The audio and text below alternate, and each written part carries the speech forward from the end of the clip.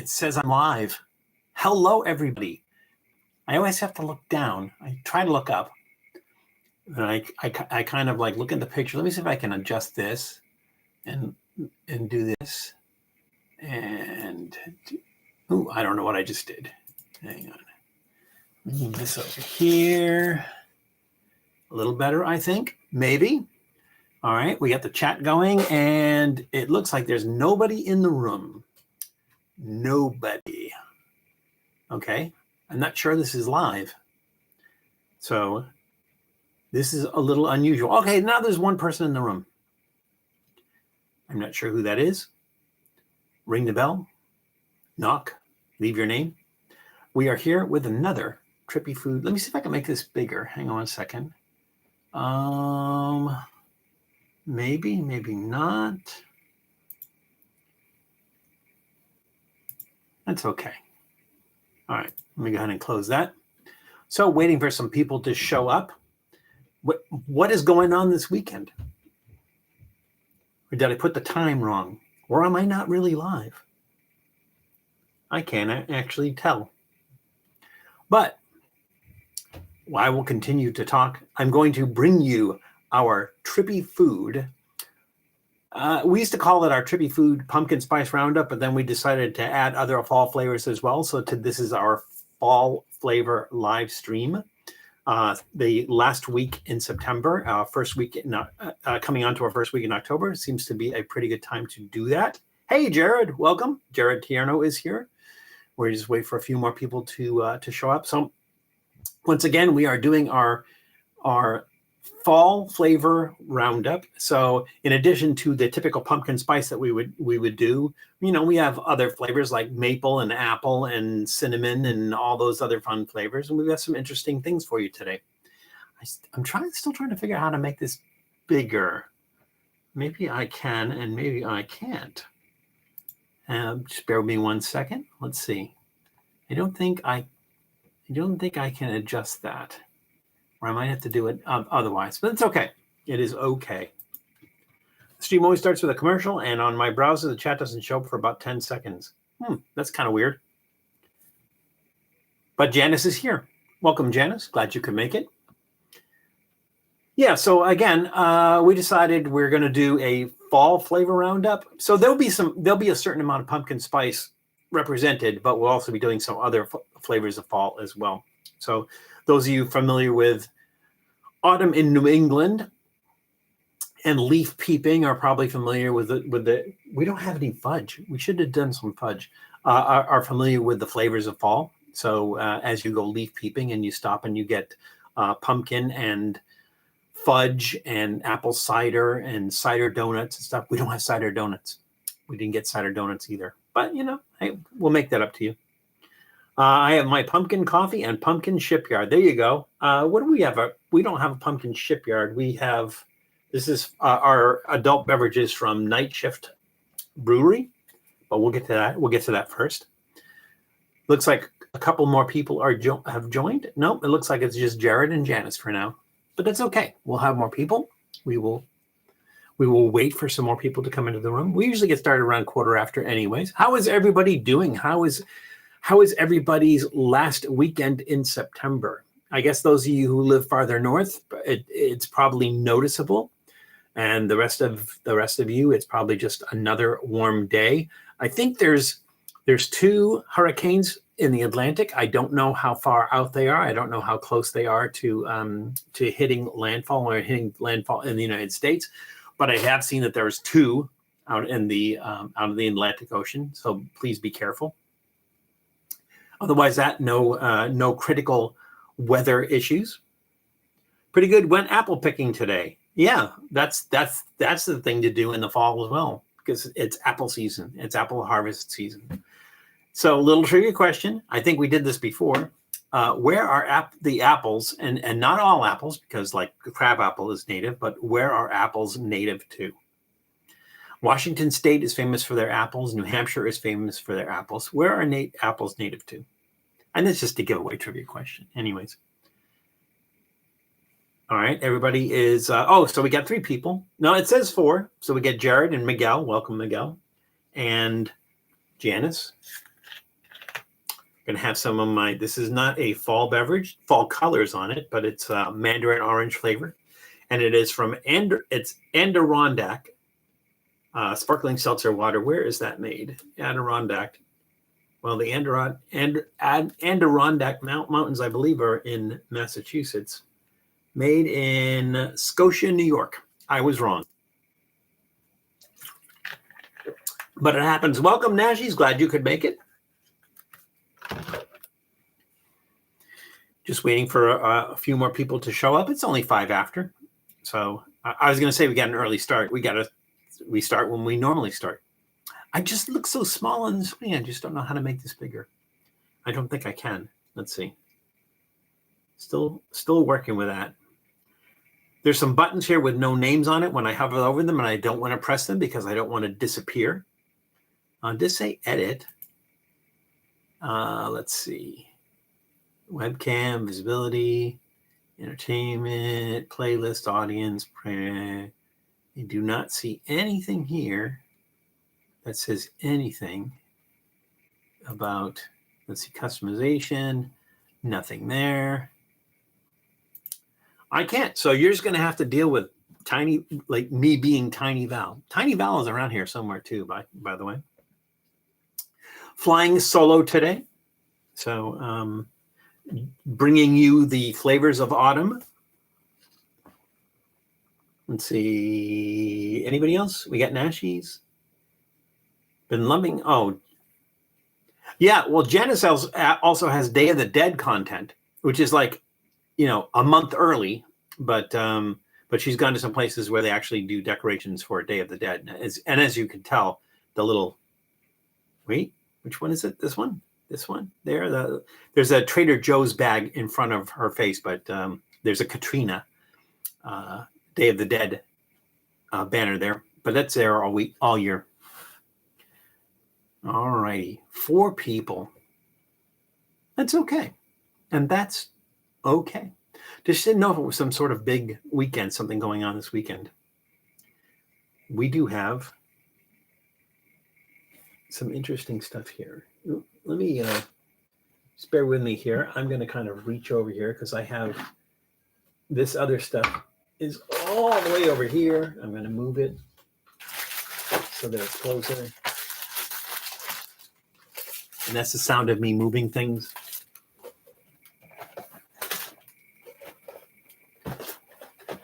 All right, here we go. I think that's everything. That is everything. We are going to do a soup today. I think I'm going to start with that one. Well, I mean, we'll do our adult beverage first, and then I think we're going to start with the soup. I'm going to move this down just a little bit. I think it's a little better. Yeah. Yesterday I went to Six Flags Magic Mountain, and they started their Oktoberfest foods. They think German chocolate cake is German. The people who go there probably think German chocolate cake is German. And that's the funny thing about Oktoberfest is that a lot of people think Oktoberfest happens in October, and it actually doesn't happen in October. It actually happens in September. So soup to nuts. Yeah, we have soup and we have nuts. So yes, our fall flavors include soup to nuts. Do we have apple? Anything with apple in it? I think we're missing the apple thing. Let's see. Yeah, mostly pumpkin today. Mostly pumpkin and pumpkin spice stuff today. Let's see. Did I miss anybody? Still waiting for some people to show up. It says 6. Jared, I got you, right? And Miguel, I got you. So you got Jared, Janice, Nashies. Oh, an ice hand. I'm sorry. So, yeah, it's a party now. So yeah, we'll just give it a few more minutes before we get started. And again, hoping that you guys are enjoying your weekend. Those of you who are, let's see, it's still the weekend for Europe, right? I think so. I think in Australia. Well, if Greg joins us, then we have Australia represented, and I think it's already tomorrow in Australia.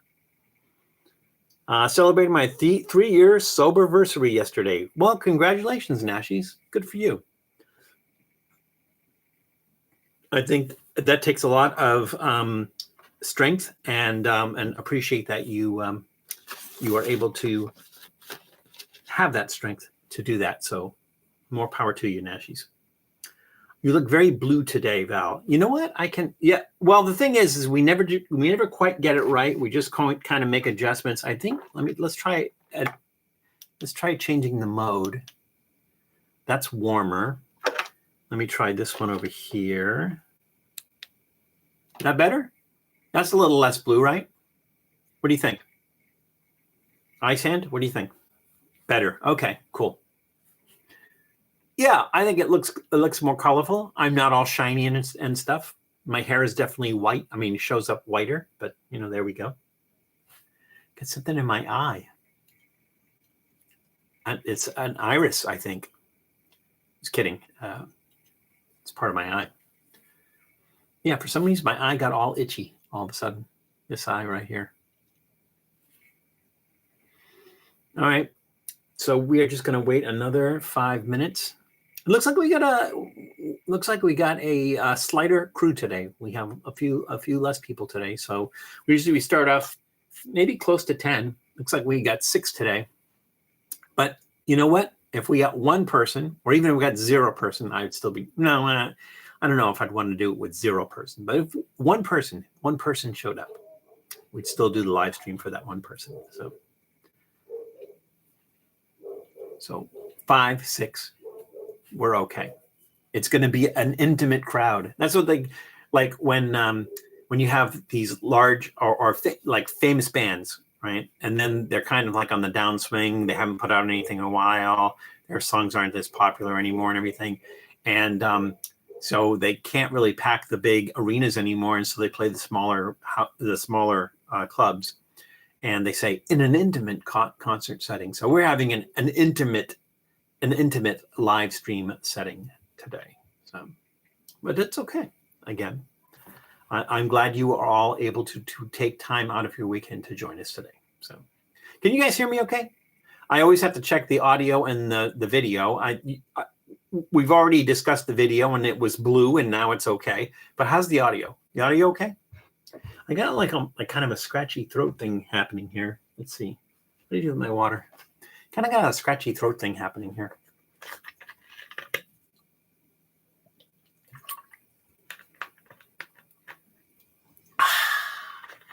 Audio is fine. Thank you. It's all good. Thank you, Jared and Janice. Well, we're just going to wait a couple more minutes and then we'll get started. See if we get more people in the room. But again, it's okay if we don't. Let's see, when is October 1st? Today's the 28th. Let's see. October 1st is Wednesday. So October is sneaking up on us. Wednesday is October 1st. Anyone got any autumn plans? Anyone going to be leaf peeping? Going up to New Hampshire or Maine well, let's see. Are there other places? I guess New York, upstate New York is a good place to go. I don't know if like Minnesota or any of those northern states have any kind of foliage. I don't think like states in the mountain states, which would be like Montana, even Idaho. Idaho goes up to the Canadian border. Washington State, I don't think they have much in the way of foliage. I know Oregon does in the Portland area, but that's because they have a lot of trees that are not native, like maples. They brought maples in. Maples are not typically native to the Pacific Northwest. The Pacific Northwest is more like redwoods and trees along those lines. But they over the years imported a lot of trees, especially from New England, the maples and stuff that change color. Even here in New England, the forecast is not great for fall color this year. They say that they need rain and cooler temperatures, like a lot of rain and cooler temperatures. And there's been kind of a drought in New England this year. So, they're a little bit iffy about things changing color. I've kind of been out for walks. I've seen a little bit of color, but not a lot, but it's not peak season. It's not peak here in Massachusetts. I think this week coming up is going to be peak up in the mountains, up in the White Mountains, like farther up in the White Mountains. We're going to do our annual pilgrimage next weekend. next Saturday, so we'll still be able to bring you something next weekend, next Sunday. But Saturday, we're planning on going up to the, up to New Hampshire to see what kind of foliage there is. So it's a crapshoot. Some days some years it's spectacularly beautiful, and some years maybe not so much. Julian for fall. Yeah, exactly. It's up in the mountains. I don't know if they have maple trees or stuff up there, but it's kind of a different climate. Also, Big Bear. I've been up to Big Bear, and then parts of Northern California. They have like aspens and some of the things that turn yellow. The trees in the LA area that change color are the sweet gums, and they don't usually change color until December. So they're changing colors in December and everything, but they don't really have any kind of autumn thing. So are you planning on going out to Julian, Janice? Get some apple pie? Julian is a nice fall location because it's an apple growing town. I don't know. I'm trying to remember if we did. I think we did. I think we did do a Julian, California episode. And since they grow a lot of apples there, they're famous for their cider and their apple pie. So that is a good autumn destination if you are in Southern California. I think it's a couple of hours outside of LA, but and the same as like Big Bear. It's up in the mountains, and so they get some fall colors as well. I don't know if we'll have time this year. Oh, okay. Or Big Bear, Janice. I think there's some color and stuff up in Big Bear. All right, we might as well get started. So we are going to start with our adult beverage today. And again, today is our fall flavors live stream. So we're doing stuff from with autumn flavors. And we are going to start with this. Now, there was a couple of other beers and ales that we were looking at with pumpkin flavor and everything. This one kind of struck me as being really interesting. This is from Night Shift Brewery, and this is Pumpkin Piescraper Pumpkin Pie Ale. And now, it was interesting because it has, so it's an ale with pumpkin, maple syrup, cinnamon, allspice, nutmeg, vanilla beans, and milk sugar. It doesn't get much more autumn than that. So I think it probably will have some sort of pumpkin pie flavor. Let's see, how many pies make a pie scraper? We couldn't agree on an answer, so we made this pumpkin pie beer instead. This pie scraper sips rich and delicious with notes of toasted marshmallow, fall spices, and maple syrup. It is as comforting as a slice of homemade pumpkin pie. Now, the maple syrup thing kind of throws me a little bit because maple syrup is definitely a fall flavor, but not for a pumpkin pie. Like there's no maple syrup in a pumpkin pie, so I'm not quite sure of that. Also, it's not autumn is not sugaring season. So sugaring season is when in northern New Hampshire, northern Vermont, and in Quebec in Canada, sugaring season usually runs from February, from maybe just after Valentine's Day to the beginning of April, and it requires certain amounts like freezing weather and cold days. I'm not sure exactly what the other specifications are, but that's when the sap runs out of the trees, and that's when they harvest the sap for maple. So if you ever wanted to go to a sugar shack or go to a place where they do sugaring, the time to go is between February and April, but just keep in mind you may have to deal with snow. So there we go. All right. So again, Pumpkin Piescraper Pumpkin Pie Ale from Night Shift Brewing. Night Shift Brewing was founded in 2012 by Rob Burns, Mike O'Mara, and Michael Oxton in Everett, Massachusetts, which is just around the corner. All right. So as long as we're talking about brewing and the Boston area, let's talk about Sam Adams. So the question is, what was Samuel Adams' connection with brewing? Again, what was Samuel Adams, the actual Sam Adams, not the beer company? What was Samuel Adams' connection with brewing? This video has some shots of Julian, but the review is at your home. Oh, okay. For some strange reason, I thought we had done a Julian episode, so I must be mistaken. All right. So while you ponder that, I am going to pour. Want to guess what color this is? Like an orange color, maybe? Let's see. Ooh. Hate pouring out of a can. That looks kind of orangey.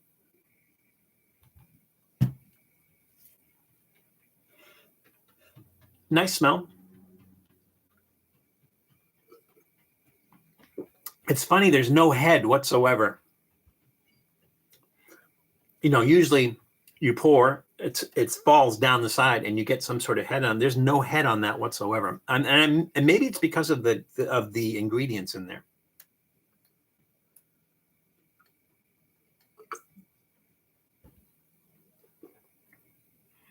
I don't think it tastes like pumpkin pie. It's got some nice flavors in there, some nice spices in there.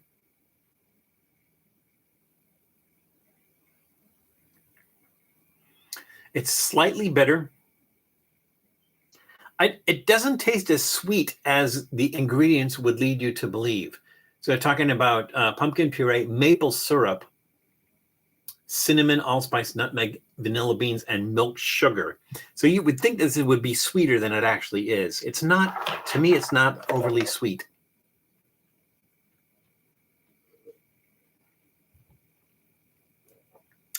And I'm not getting a you know, a big punch of pumpkin in there. I'm gonna say, I mean, it's good, but I want it to taste like pumpkin pie. I want it to remind me of pumpkin pie, and it does not. So I'm going to say thumbs up, trending downward. They just need to up the pie flavor, I think. All right. So our question was, what was Samuel Adams' connection with brewing?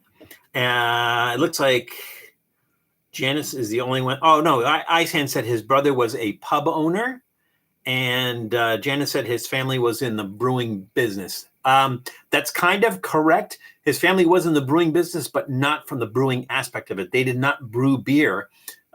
His family were maltsters. And what is a maltster? Not monster, maltster. Maltsters are responsible for producing the malt needed to brew beer. So they didn't actually brew beer themselves.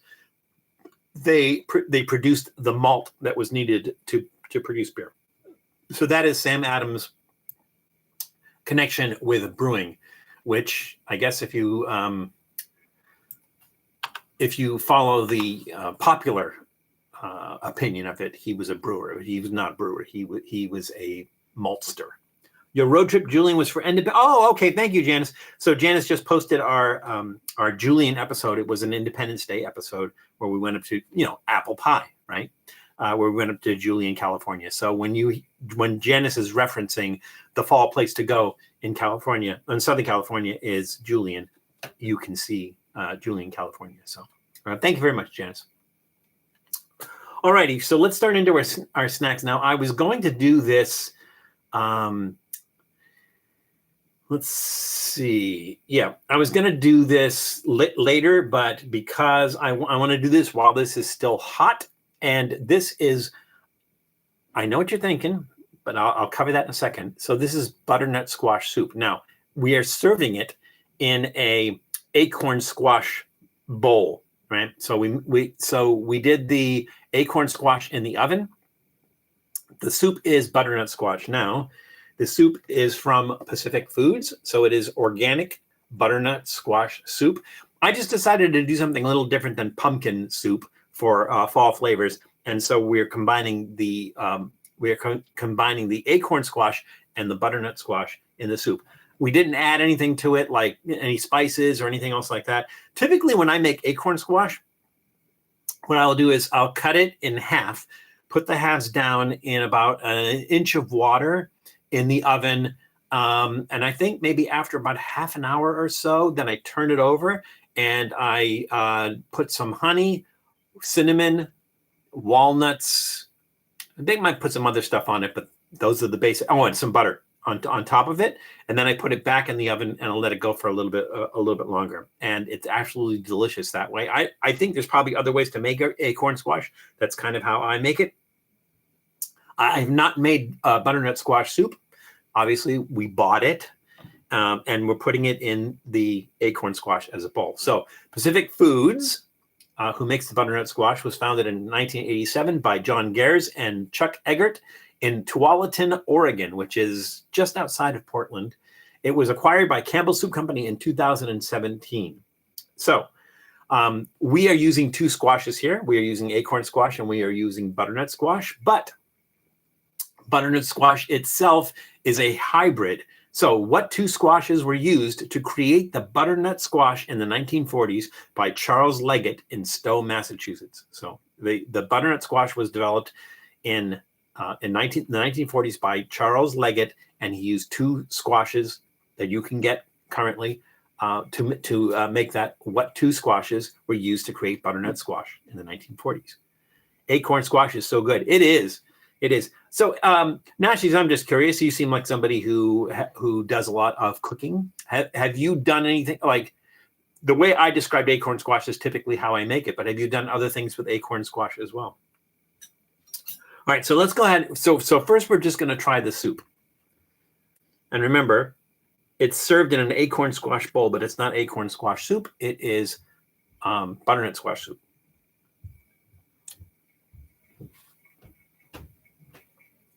Ooh, that's tasty.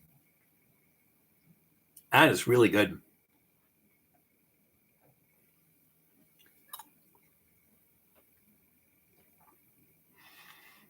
That is really, really good. And again, I didn't make it. It is organic butternut squash soup. Let's see, what are the ingredients here? The ingredients are butternut squash puree. That's the first ingredient, which is good. Water, soy base, cane sugar. I'm not sure why they have to put that in there. Contains less than 2% of rice starch, sea salt, sunflower oil, natural flavor, rice. Yeah, the first ingredient is butternut squash. I guess that is a natural flavor. Rice flour, onion powder, garlic, ginger, cinnamon, nutmeg, and citric acid, because there's citric acid in everything. Okay, so here's what I'm going to do. I am going to scoop out some of the acorn squash. There we go. So we have the butternut squash soup sitting on the acorn squash. The acorn squash is a known commodity. I know what that tastes like. This one is going to be a little bit different than when I usually eat it because, like I said, usually I put cinnamon and walnuts and honey on top of it. Could also use maple syrup. That's good. That is really good. I'm not going to really rate the acorn squash because that's something I typically eat. But the soup, that's a thumbs up. Nice level of spices. It's not overpowering. And the cinnamon and nutmeg and stuff is not crazy either. So just a really, really nice, mellow, easy soup. Thumbs up. And that's the first time I've ever had like a squash soup served in a squash. Is you want the nice thing about that is once you eat the soup, then you start scooping up the squash and eating that. So it's double your pleasure, double your fun. But definitely a thumbs up on that. Butternut squash is actually a pure strain of C. moschata that was selectively bred to achieve the qualities desired. Okay, Janice, that's different than what I got. What I got was that Charles Leggett had crossbred gooseneck and Hubbard squashes to come up with butternut squash, but the 1940s is a long time ago. I was not there. I do not have photographic or video evidence, and so I will give it to you. You are just as easily correct as what my research is. So, yeah, I would. For me, it's a cross between gooseneck and Hubbard. Let's see. What did Nashi said? Gooseneck and pumpkin. I had gooseneck and Hubbard. Maybe it doesn't make a difference. So let's not worry about it. Okay. Now, we're going to start getting into the other typical orange stuff and the typical pumpkin spice stuff and all that fun stuff. I think we'll start with the really sweet stuff first. Val Elon Musk gives you $4 million to open a restaurant. What kind of cuisine do you serve at Chez Val? Oh, this should be a known. This should be a given. I'm serving exotic meats. So I partner with my friend Anshu of Exotic Meat Markets, and we serve exotic meats. So maybe exotic plants too, that exotic vegetables, exotic fruit. Why not? So yeah, that's what we do. Now the question is, where do we do that? That's a good question. It seems like something that you would do in Vegas, I think. It seems like Vegas would be the kind of place where you would have a restaurant like that, but not necessarily. Maybe New York City. I don't think LA would work so much, only because you have a lot of people who would be kind of against eating exotic meats and stuff. So I don't think it would work so well in Los Angeles, but maybe New York, maybe Chicago, maybe Philadelphia, but almost definitely Vegas. So there we go. So can I count on you, Ice Hand, for working at my restaurant? That's local lore that has become popular. Correct, Janice. Steve Russell is in the room. Welcome, Steve. And how are we doing? And how do we do? Well, you were relatively early. We just got into it, but welcome. Glad you could make it. I think an exotic hot dog stand. So the problem with exotic hot dogs, and again, my friend Anshu from Exotic Meat Market had explained this to me, is that you can put 2% of an exotic meat into a hot dog and still call it that hot dog. Like you say rattlesnake hot dog, it can have 2% rattlesnake meat in it and you can still call it a hot dog. His do not. His have a lot more his have a lot more percentage wise of the meat that's in it. We are going to be filming in the next couple of weeks. I think he sent us some alligator sausage and some, what is the other one? It's alligator and I think it's elk. I think it's elk sausage. And so we're going to be doing some stuff with those. But again, you know, if you don't know for certain, it's usually about 2%, and 2% they can legally say it's a rattlesnake burger or it's an elk. I mean, a rattlesnake hot dog or elk hot dog. So Janice, I think, well, to be fair, in Colorado, in Denver, Colorado, there's a place called Biker Gyms. And we did an episode there at Biker Gyms, and their thing is they sell exotic hot dogs. There's also a place in Los Angeles called Wurstkusch. I think Wurstkusch. It's German and it's hard for me to pronounce. I think it's called Wurstkusch, and they do exotic hot dogs as well, or exotic sausages. I mean, I guess it depends on whether you consider a hot dog a sausage or not. So some people call them sausages, some call them exotic hot dogs. You know, it is what it is. Janice, if we do open that restaurant, and if they can arrange, if Ice Hand can arrange for us to get funding for our restaurant, we'll put exotic hot dogs on the menu.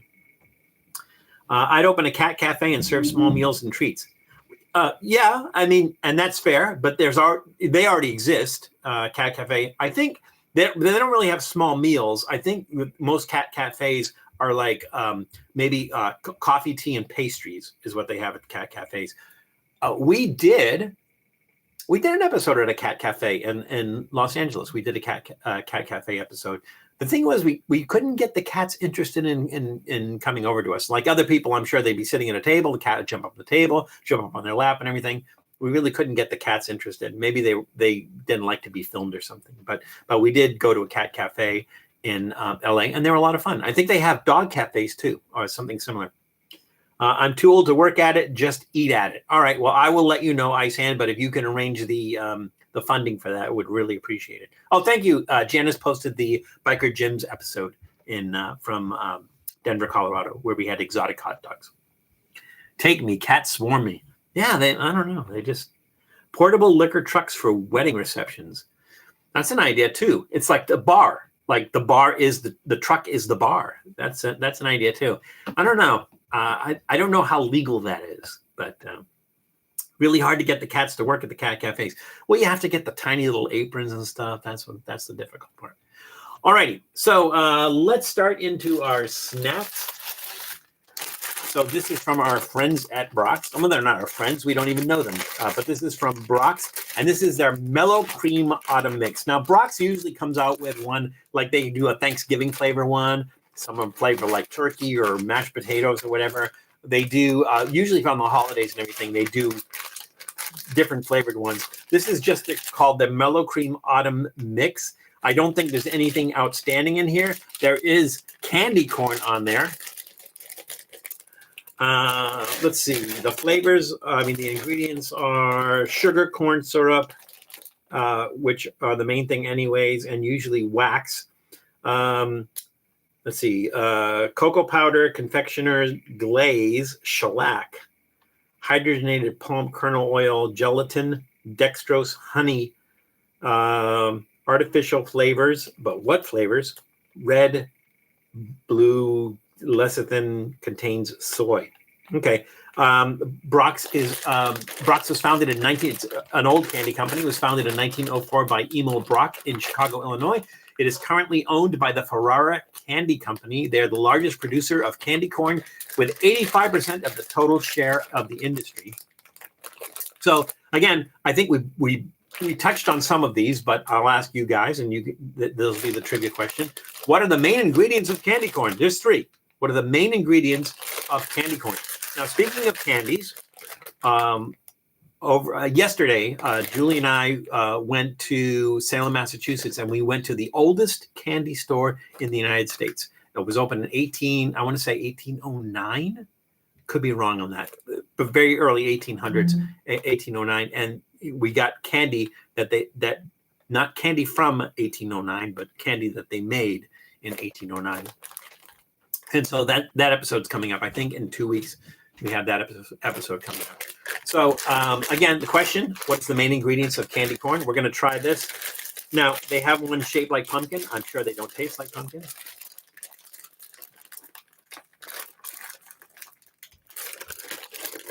You get any scissors on this one?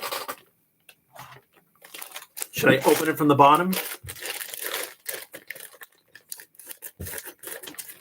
There we go. I can actually smell the cocoa. That's kind of weird. So I'm going to assume that these are the ones with the brown tips, that these are the ones that have cocoa in them. So let's try that first.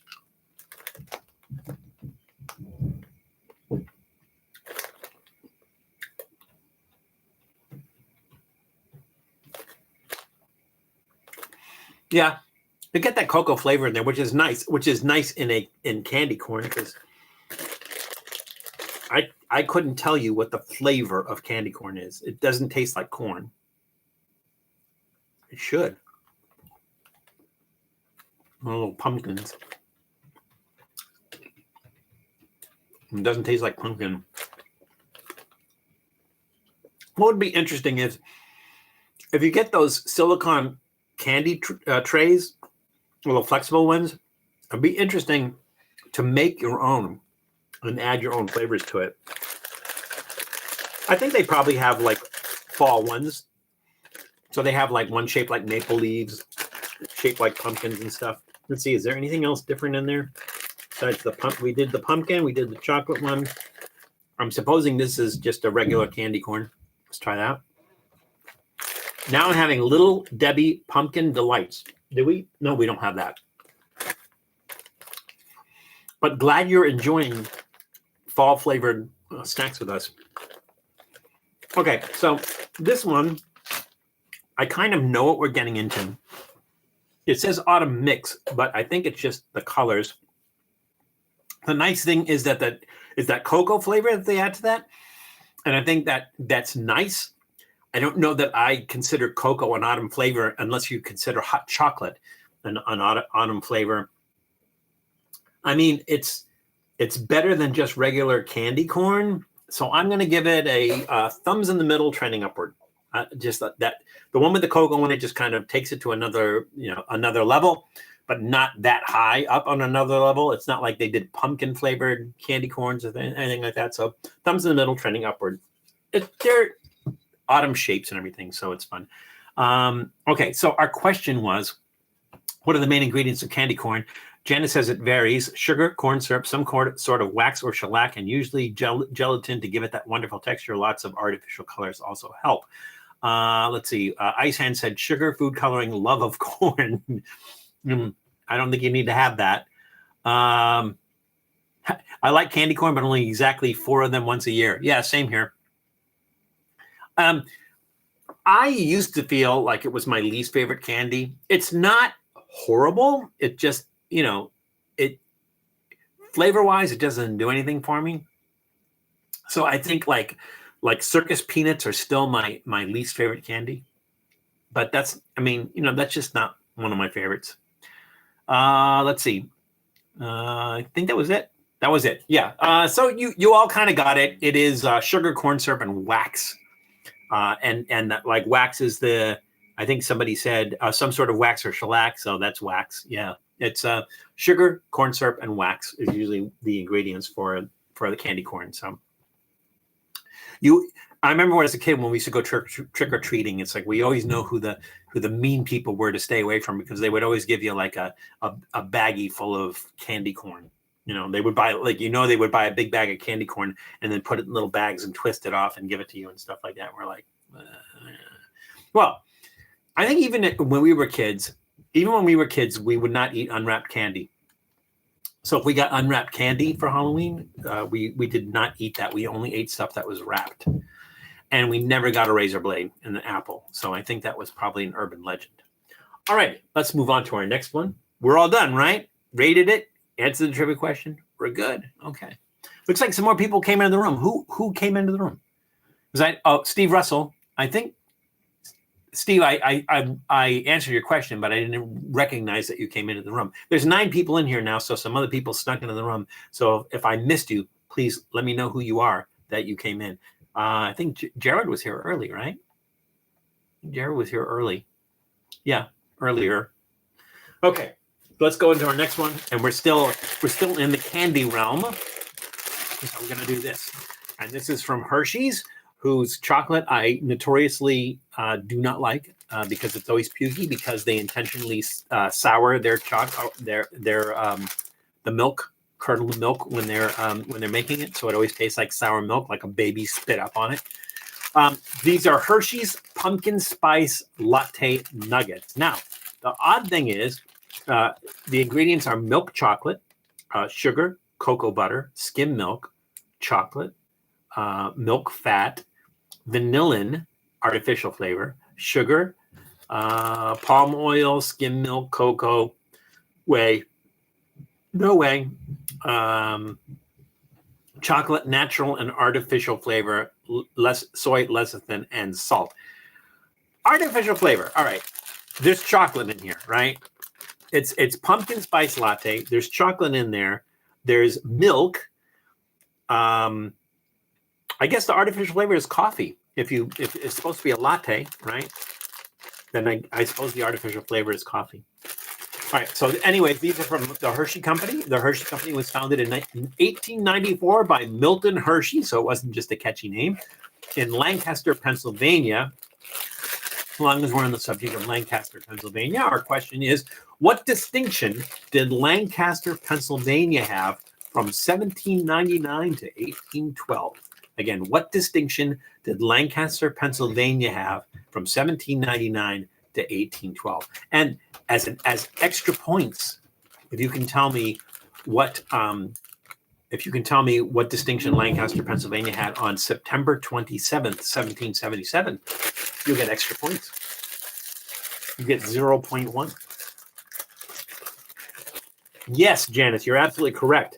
Full-size candy bars. As a matter of fact, I think like sometimes, depending on where you live, is you would get a car full of kids and you would take them to the rich neighborhoods. I mean, some of them they gave out more stuff besides candy bars. You actually got like physical stuff, like I don't know, records or something. But they gave you stuff, and at the rich neighborhoods. First year my dad went trick-or-treating, a bunch of people didn't know what trick-or-treating was. That would be interesting to find out is when trick-or-treating became a annual thing in the United States. I don't know that they were doing it in like colonial times. I'm not sure when it started. All right, here we go. I don't think these are different. I think they're all the same.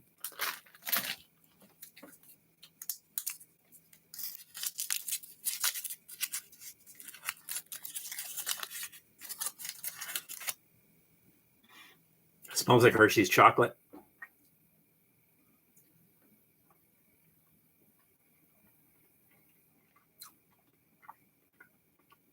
Went for that pumpkin spice. Now, it seems like if you want this to taste like a pumpkin spice latte, first of all, you need the pumpkin spice. And just for clarification, there's no pumpkin in pumpkin spice. It's the spices you use to make pumpkin pie. More accurately, it is called pumpkin pie spice. You can make your own pumpkin or pumpkin spice flavored stuff by, if you go to, I think Trader Joe's probably has it. They just have the jars of everything pre-mixed pumpkin pie spice. You just add that to whatever you want. This is very light on the pumpkin pie spice flavor. I do kind of get that latte flavor though, because it just seems like they up the milk. And it looks like, I don't know if you can see that, it looks like two different kinds of chocolate there. There's that regular pukey Hershey's chocolate on the outside and then some sort of dark chocolate on the inside.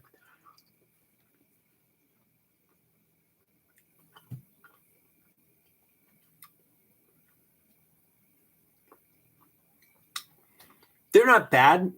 They don't scream pumpkin spice latte to me, but they're better than just a regular Hershey bar. I'm going to give them a thumbs in the middle. Yeah, just the thumbs in the middle. Let's give them a thumbs in the middle. Because it would taste like a regular Hershey bar, it'd be a thumbs down just because I hate a regular Hershey bar. It's a little better than a regular Hershey bar. They don't quite get that pumpkin pie spice latte flavor. So I'm going to leave it as a thumbs in the middle. All right. Our question was, what distinction did Lancaster, Pennsylvania have from 1799 to 1812? Let's see. Steve Russell said the capital. Janice Yamanaka said Lancaster was the state capital from 1799 to 1812. It was the U.S. capital for a day in 1777. Yes, that is correct. Lancaster was the state capital before they moved it to Philadelphia. It was the state capital from 1799 to 1812. And it was the U.S. capital for a day in 1777. On September 27, 1777, the British were taking Philadelphia, and so the Continental Congress fled Philadelphia, and they continued out west. But for September 27, 1777, they stopped in Lancaster, Pennsylvania, and that day it was the capital of the United States. I always say Hershey's is stinky. It is quite sour. Yeah, it's not stinky. It's pukey. It's pukey, and it's because they sour their milk. And I don't know why they do that. I think maybe so it doesn't sour or something. But they intentionally sour the milk, Hershey's, and that's why Hershey's is like always has that kind of pukey flavor and smell. What did I do? I broke something. Did I? I did not break something. I just knocked something down. All righty then. You know what? I'm going to have some more soup because this is getting cold. And that's good.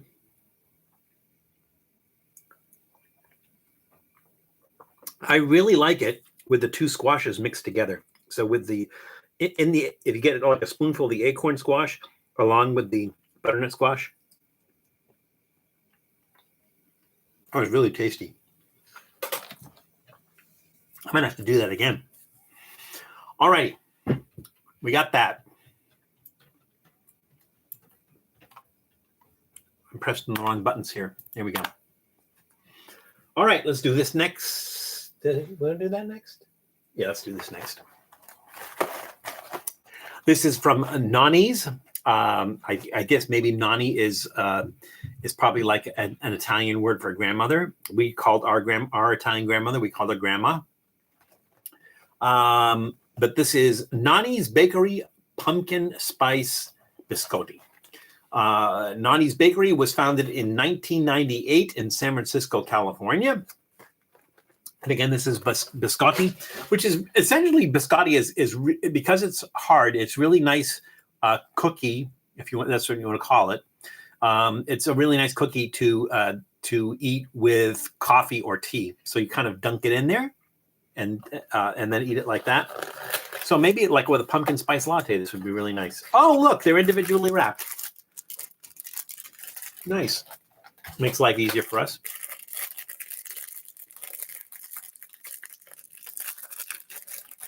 Oh, did I ask? I did not ask the trivia question. The question is, in which city did biscotti originate? In which city did biscotti originate? All right, let's try this.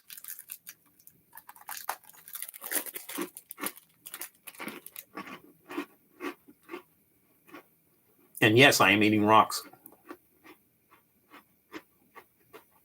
You remember those black and white orange Halloween candy? I think they were peanut butter. I don't remember a peanut butter black and white orange candy. I'm going to have to look that up now. Miguel. Google said modern trick-or-treat started in the 1920s, but the phrase trick-or-treat became popular in the 1950s. So that probably answers your question. Or you didn't ask a question, but saying that your father would trick-or-treat and people wouldn't know what it was. It sounds like it was definitely into the 1900s before it became a thing.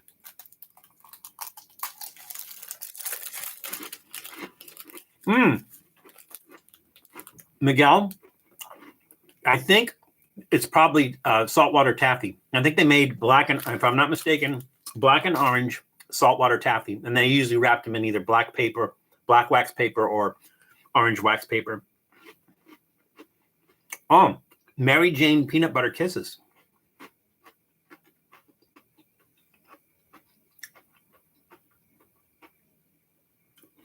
This is nice. For some reason, it's not heavily pumpkin spice, but that flavor is there. It's really nice. So I would say you don't want to eat that. You don't want to eat this while you're having a pumpkin spice latte. I would say just a regular cup of coffee, and then it kind of gives that pumpkin spice flavor to the coffee, or maybe a chai latte, which is like the chai. I was gonna say chai tea. That's redundant, but the chai with the milk in it, and then drink that, and then use that to dip in there. And I think that would be really nice too. So that's actually quite tasty, and therefore, just going for me is going to get a thumbs up. So our question was, where did biscotti originate? Let's see. Did anyone? Oh, okay. Janice answered that and said biscotti's originally. Actually, it's biscotti, which is already plural. The singular would be, I think it would probably be biscotto. I'm not sure, but biscotti in Italian, anything that ends in an I, it's already plural. Like cannoli. Cannoli is more than one cannolo. Single cannoli is a cannolo, but more than one cannolo is our cannoli. So I think it's already plural, and you don't even have to add the S. But in English, go ahead and add the S. That's fine. Biscotti's originally from Prato. Yes, biscottis are originally from Prato in Tuscany. And Tuscany is in Italy. And I don't have Google Maps on here, so I can't show you exactly where it is. All right. Yeah, thumbs up on that. Those are really nice. It's like white chocolate on there. Did they mention that as white chocolate? Oh, it's like a white chocolate taste. Wheat flour, yada, yada, yada.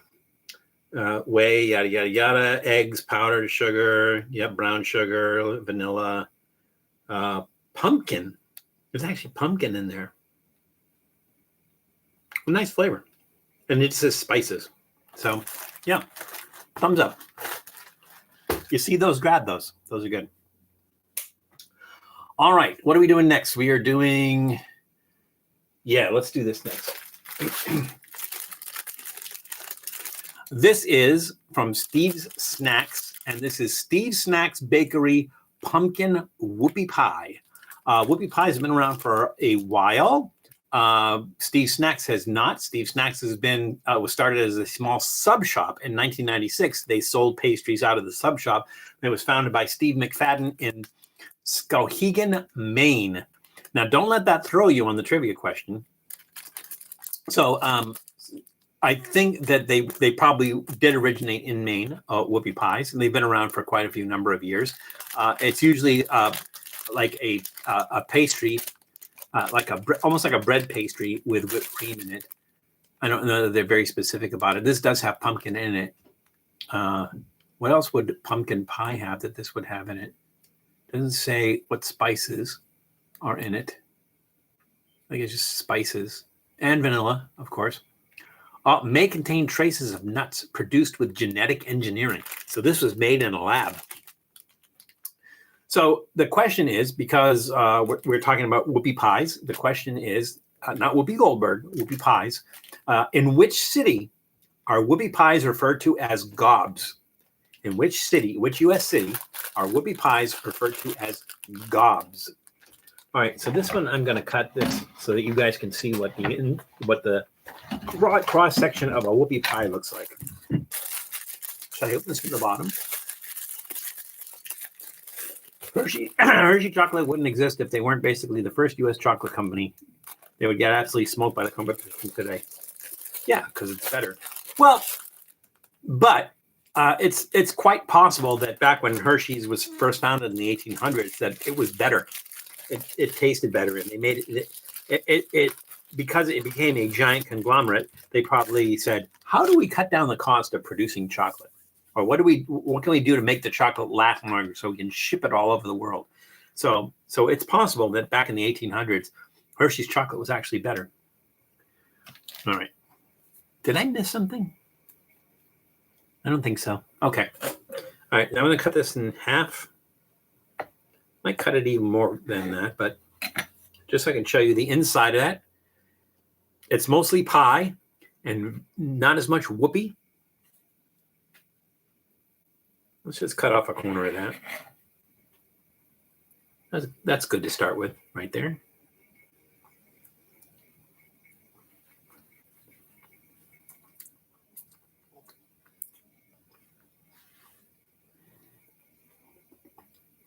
Because of the cream, it does have that creamy pumpkin pie kind of texture. It's like what I imagine the filling of a Oreo was good. That's what I imagine the filling would taste like. I didn't look to see if it was made with lard, which Oreos used to be made with. Now they're vegan, but vegans still don't eat them. I'm not a vegan and I don't eat them. Well, I eat them because I have to, right?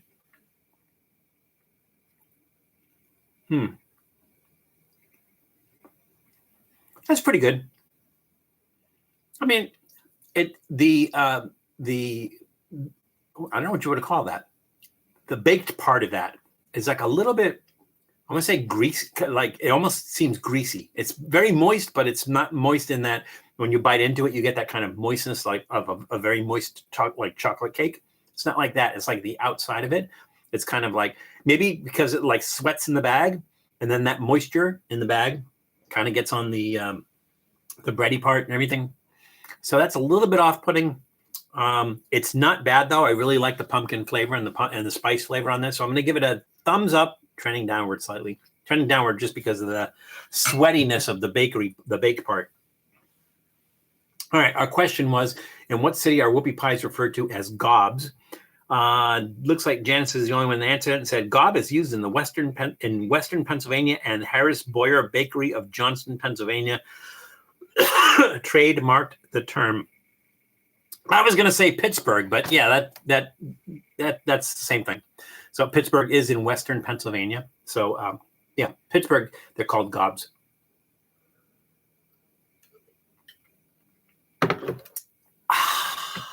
All righty. How are we doing here? We're at an hour in, and we are just getting ready to start our soft drink. So we are doing just great. Hey, Grub Warp is here. Welcome, Grub Warp. Glad you could make it. Thank you for joining us on this autumn weekend. All right, here we go. So this the product line, the brand is called Good and Gather. It is Good and Gather apple chai cider sparkling water. There's a lot to take in there. Apple chai. So chai is tea, is like a Indian tea, right? Apple chai cider sparkling water. A lot to take in there. I almost feel like I want to have like a palate cleanser here, but I do not before I do this. So anybody really quickly want to tell me Good and Gather, whose product line that is? Really quickly, just to see who's paying attention. Good and Gather. Anybody? Bueller.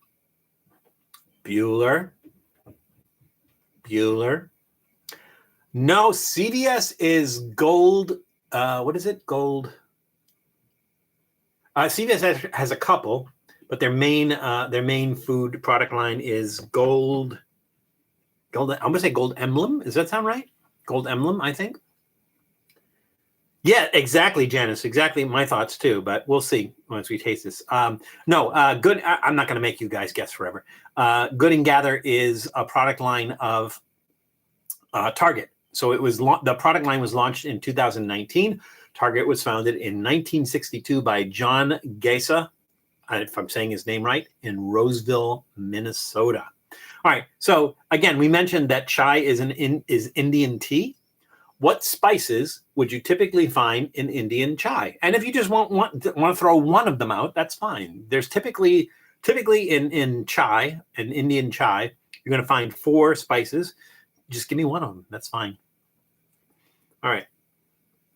Contains 0% juice. So I guess the apple part of it, well, the cider, it says apple chai cider contains 0% juice. Carbonated water and natural flavor. It's natural flavor.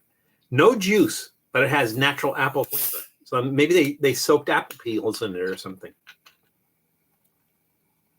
Look at Nashies go. Ooh, that has a nice smell. It smells sweet, but I don't think they put any kind of sweetener. No, they don't. It's just carbonated water and natural flavor. There's no sweetener in there at all, but it smells sweet.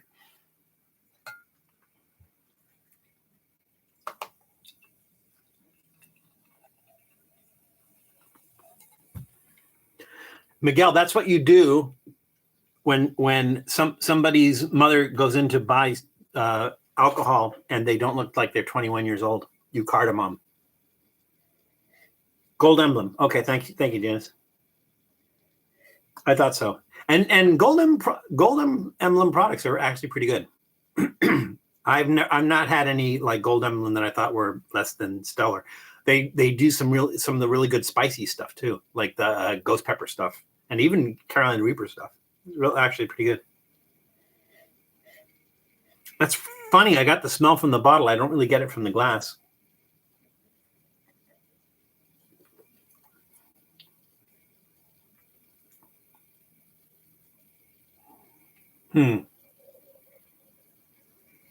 The flavor is really slight. You kind of get the apple on the back end.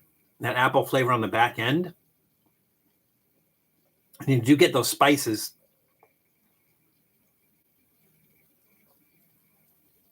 It's like almost you want to drink this hot. Which is an interesting question. Here's one for you guys. Of those of you who like cider, how many of you drink cider hot?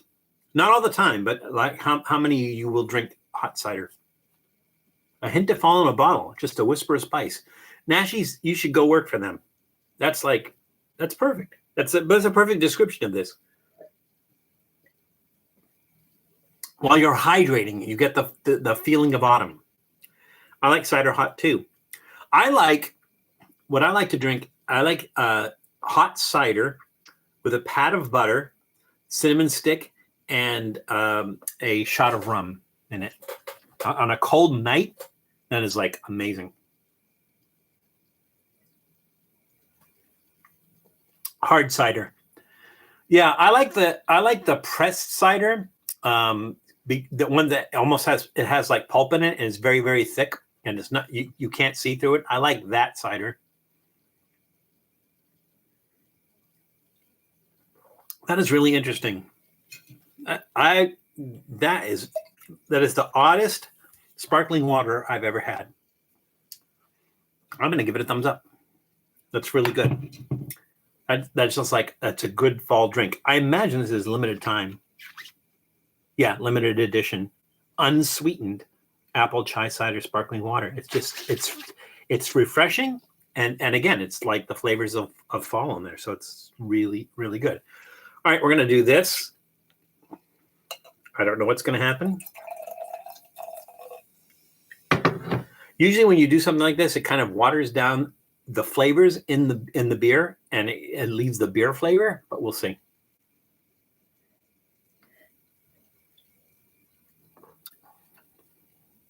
Well, it definitely waters down the beer. It sort of accentuates the crispness. So you almost get like the crispness of the apple. You get the crispness of the apple when you mix these together.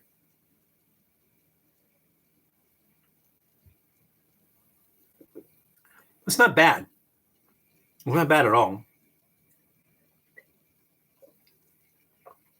I better be careful. What was the ABV on this? 7%. 7% ABV. Yeah, I better go easy on that.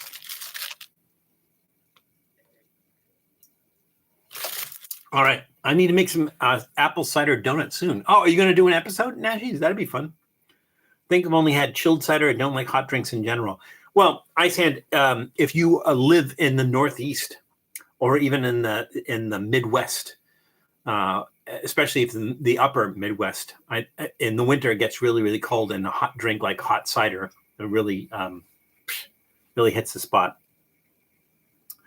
Let's see. Oh, encore of, I'm going to pronounce this wrong, Chigo. I'm not sure where that name comes from. So welcome from Washington State. We were talking about Washington State earlier because of the apples. I think there was some other reason we were talking about, about autumn. So here's a question for you, Encore. Do you get any like a traditional autumn in that area in Washington State, the area of Washington State where you are, where the leaves change color and everything? I used to live in Portland, Oregon. Used to go up to Washington all the time, and it seemed like we did get those fall colors in Portland, but it's because they imported trees from New England, like the maples, that would change color. But other than that, other cities or areas of Oregon did not get like a New England type fall. I don't know if they do in Washington, or the part of Washington State that you're in. By the way, because I don't recognize the name, where you already said where you're from. Where did you come across our channel? How did you come across our channel? What brought you here? Or did you change your name and you've been here all along, and I'm just not sharp enough to pick up on that? Watch out now, thou. What am I watching out for? Oh, okay. I just might. Oh, okay. Let us know, Nashies. We'll push that for you because that's good. All right. So our question was, what spices would you typically find in Indian chai? Let's see. Miguel Rangel said cardamom. Janice said cardamom, cloves, ginger, and green cardamom. Let's see. I saw some other answers here. I think there was some other answers. Yeah, my list is slightly different. Nope, it's the same. It's just in a different order. Cardamom, ginger, cinnamon, cloves. Would have taken any one of those, so that's fine. Doing Halloween lava cakes. So can I guess a Halloween lava cake? So for those who don't know what a lava cake is usually chocolate. And when you cut into it, the chocolate pours out of the cake like lava, which is why they call it a lava cake. But my guess, Nashies, and I could be wrong, is that you're doing it with pumpkin. Is that possible? That you're doing it with pumpkin? Or it's just like Halloween, you're just making it orange and black, maybe. Nashies. I don't know. All right. Let's see. Nope. Which nope? Nope on all that? All right. So, not to be confused with a whoopie pie, now we're going to do moon pie. Moon pie. So this is a pumpkin pie, moon pie. And moon pies were originally made back in 1917. Moon pies were originally made by the Chattanooga Bakery in Chattanooga, Tennessee. Guess who makes them now? That's right, the Chattanooga Bakery in Chattanooga, Tennessee. They've been making them since 1917, over 100 years. They're still making them. The company was founded by Samuel Campbell Jr. and Harriet Babcock Campbell as a subsidiary of Mountain City Flour Mill in 1902 in Chattanooga, Tennessee. And they put the company together so that they could use the excess flour from the flour mill. So as long as we're talking about Chattanooga Bakery, here's our question. What did Chattanooga Bakery remove from the recipe for moon pies in 2017? So what did Chattanooga Bakery remove from the recipe for moon pies in 2017? I suppose I could read you the ingredients and maybe that will tell you. Let me do that. Ingredients: wheat flour, invert sugar, corn syrup, sugar, palm oil, and palm kernel oil, water, soybean oil, gelatin, baking soda, salt, corn starch, corn sugar, soy lecithin, natural and artificial flavor, enzymes, natural and artificial flavor. I hope pumpkin is one of those flavors. Did I just drop that? I hope not. Again, individually wrapped, which is nice. And smaller. Oh, these are minis, though. They're specifically, they are minis. I know you from Reckless Eating. My fiance introduced me to the channel a few years ago. I'm from Southern Washington, so autumns here are usually rainy, but it's sunny this year, so it's nice. Yeah, I mean, the thing is if you can't get the fall colors and everything, at least if you had nice weather, that's nice. Portland was nice because it was mild. Now, every few years you would get a snowstorm, and when I say snowstorm, at the lower elevations you maybe get like 8 inches of snow. And the higher elevations, it would be a little bit higher, like up to a foot of snow. The Pacific Northwest does not get a lot of snow. I think it has something to do with the jet stream or something. But usually in I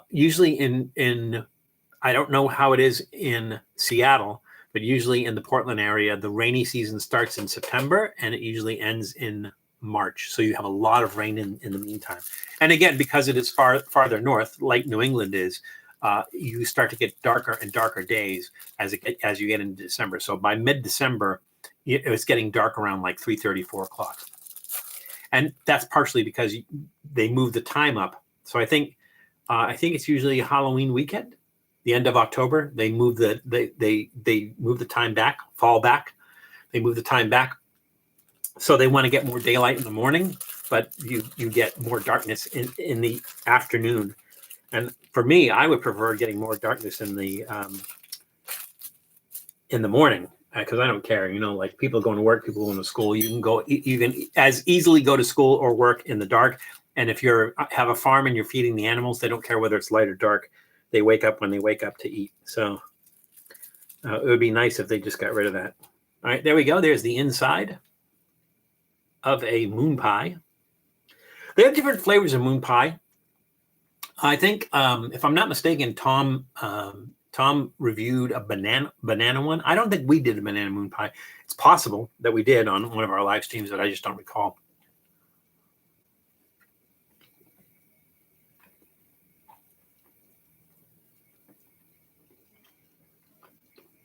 It's very spongy. Nice pumpkin spice flavor on the frosting.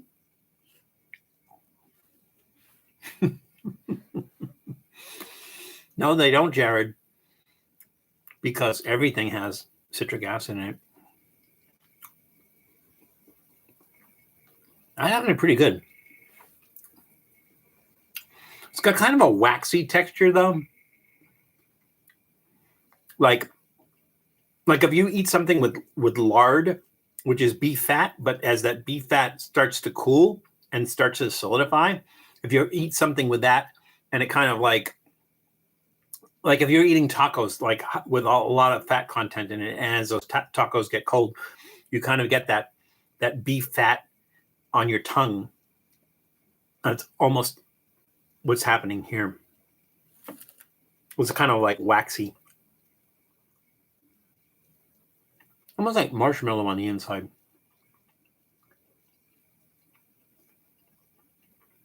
But not marshmallow. Kind of that marshmallow. It has that, almost has like a marshmallow texture and a hint of marshmallow taste, but not marshmallow. That's pretty good. And I like that they're mini, so you don't have to eat like a big one and a lot of it. Thumbs up. All right, so the question was, can we establish that Chattanooga Bakery were the original creators of moon pie in 1917 in Chattanooga, Tennessee? But in 2017, they removed something from their recipe. What was it? Let's see. Nashi says high fructose corn syrup. Miguel Rangel said beef lard. It tastes like there's beef lard in it, or feels like there is. Janice says high fructose corn syrup, artificial colors and flavors, and preservatives. Jared Tierno said citric acid. It is, in fact, high fructose corn syrup. They still use corn syrup. They're not using high fructose corn syrup for some bizarre reason. So, yeah. I don't know if it makes a difference. I don't know if I could tell you by tasting it. Like, oh, wait, those that definitely has high fructose corn syrup in it, because usually it's a substitute for sugar, like especially in drinks, like sodas. Sodas usually have American sodas have high fructose corn syrup as opposed to, and I'm talking about the full sugared ones. I'm not talking about the diet ones.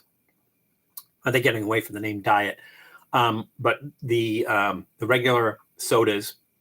Usually it's a high fructose corn syrup, which is why everyone buys the Mexican products like Mexican Sprite, Mexican Coca-Cola and stuff, because they're made with actual cane sugar. It's better for you, but you're still ingesting a lot of sugar. So, you can't win. DST was instituted to conserve energy during World War I and World War II. I have no idea why they do it now. Well, I have no idea what energy they're conserving, right? So, like, in other words, don't turn on the lights in the morning, but you still turn them on earlier in the afternoon. So I'm not sure what energy it actually conserves. I think I want to say that something changed about I don't know if it was the time in the 1970s that I think, and I want to say it was the Nixon administration did something about the time, or changing the time to conserve energy. So maybe like after World War II, they set it back, and then in the 1970s, they renewed it. I'm not sure. Farmers, it helped farmers. They work early, not late. But again, the animals don't care. Well, I guess maybe it helps them for light, right? So like if they're out there plowing fields or whatever early in the morning and it's dark, they could get in an accident or something. But as far as like feeding the animals, I don't think the animals cared. All right. I did answer the question, right? I think I did answer the question. Okay. So let's try these. Oh, we're almost at the end. And we still have 45 minutes to go. So we're going to chat. That'll be fun. These are from our friends at Trader Joe's. And again, they're not really friends. Like if I go in there and I go, hey, Joe, how's it going? Well, actually, Joe's dead. But if I go into a Trader Joe's, they don't know who I am. So these are Trader Joe's maple brown butter flavored roasted almonds covered in a maple brown butter flavored confectionery coating and dusted with cocoa powder and maple sugar. So that's seasonal. Yeah. Let me try that in English. That's seasonal without being pumpkin spicy, right? Which again is why we do a autumn flavors as opposed to pumpkin spice roundup like we used to. And plus, that got redundant because, like, I remember there was one year, I think we used to do it. Oh my God. I just opened that package and I got this whiff of maple.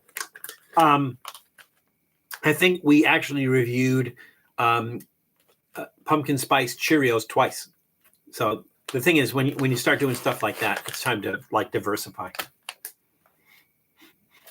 Okay, so these are Trader Joe's Maple Brown Butter Almonds. Trader Joe's, as we have mentioned repeatedly, was founded in 1958 by Joe Columba as Pronto Markets in Los Angeles. They opened the first Trader Joe's branded store in 1967 in Pasadena, California. If you guys are fans of reckless eating, I think it was the LA We Go Main show, or the LA area, or one of the LA area We Go Main shows that we did. We went to the first Trader Joe's in Pasadena, California. So if you're interested in, it's still there. If you're interested in, what it looks like and what's there and what they have and everything, we went to. It was me and Chuck, I want to say. Oh no, it was me and Death Toll and Matt and Nando, and we might have had a fourth person there. I don't remember, but we actually went into the oldest Trader Joe's, and we got something and we ate it in the car. And it was like 98 degrees in the car, and we were sitting there with the windows rolled up. So as long as we're on the subject of Trader Joe's, what famous restaurant did Trader Joe's fashion themselves after? Again, what famous restaurant did Trader Joe's fashion themselves after? Moon Pie removed all the stuff to return to their original recipe. I guess they used corn syrup back then. I guess so. Well, if you're in a position to look it up, I am not currently.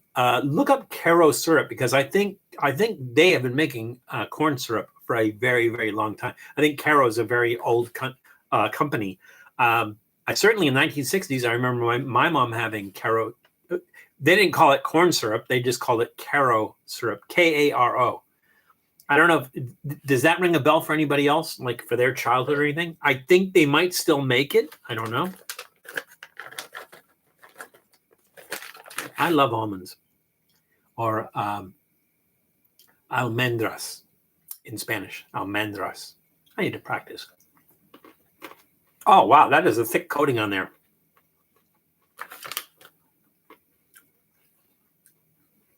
There's vanilla and cocoa flavors. There's the maple. The maple makes itself known. It puts its little mapley foot down.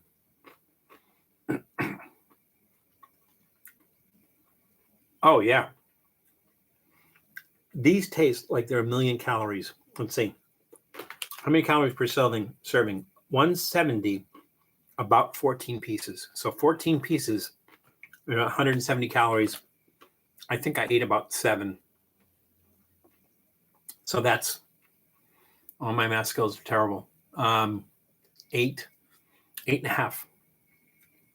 No, 85 calories. Not going to kill me, but these are outstanding. The thing I love about these is they introduce fall flavors that aren't pumpkin or pumpkin spice. And I think that's nice. I think it's nice to have a variety like that. In the spirit of Tom, Trader Moe's Kumquat Trading Post. That's funny. Those are really good. That's a thumbs up. Again, my favorite thing about that is it kind of adds a new texture to fall flavors without having to rely on pumpkin spice. So really nice. All right, our question was, what famous restaurant do Trader Joe's fashion themselves after? Nashies said Trader Vic's, and Janice said Trader Vic's, and Icehand said Trader Moe's Kumquat Trading Post. It was in fact Trader Vic's. I haven't been to Trader Moe's Kumquat Trading Post in a while. Icehand, is the food still terrible there? I think this is the reckless eating episode. I'm not going to be able to check that. I think. Does it mention Pasadena, Janice? That you know of? I think on that episode we went to the giant fork. There's a fork in the road. It's a giant fork in the road. There's a fork in the road. What else did we do on that episode? We went to Trader Joe's, the original Trader Joe's. We went to, I want to say Fosselman's. I don't think it's Fosselman's. Maybe it is Fosselman's. Really, like from 1914 ice cream place. Went there. Went to the house from Halloween. A couple of other things that we did. I can't remember all. Did you guys visit the Fork in the Road during that episode? I think we did, but that might have been a separate episode. Like they just did a short episode at the Fork in the Road, but we filmed it at the same time. So when we went to the Fork in the Road, was also when we went to Trader Joe's, the original Trader Joe's. I'm going to have some, if you don't mind. We have a little bit of time left. I'm going to have some more of this soup. I don't want it to get too cold, and it's really, really good.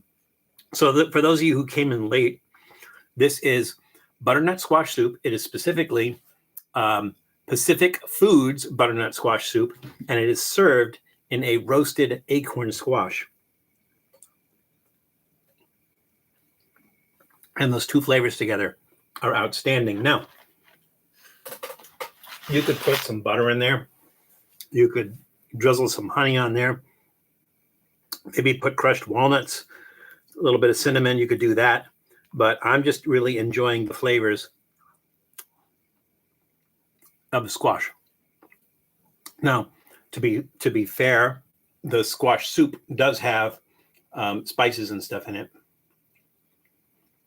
Garlic, onion, stuff like that. But this is really, really good. And again, I'm eating it before it gets too cold. Mm-hmm. Yes, Janice. Pee Wee Herman's, not Pee Wee. All right, not Paul Rubens' house, but the house that was used in the movie Pee Wee's Big Adventure. We visited that. You know, just for clarification, I'm not sure where Paul Rubens actually lived. And I don't know if his house was supposed to, on the movie, if his house was supposed to be in Pasadena or not.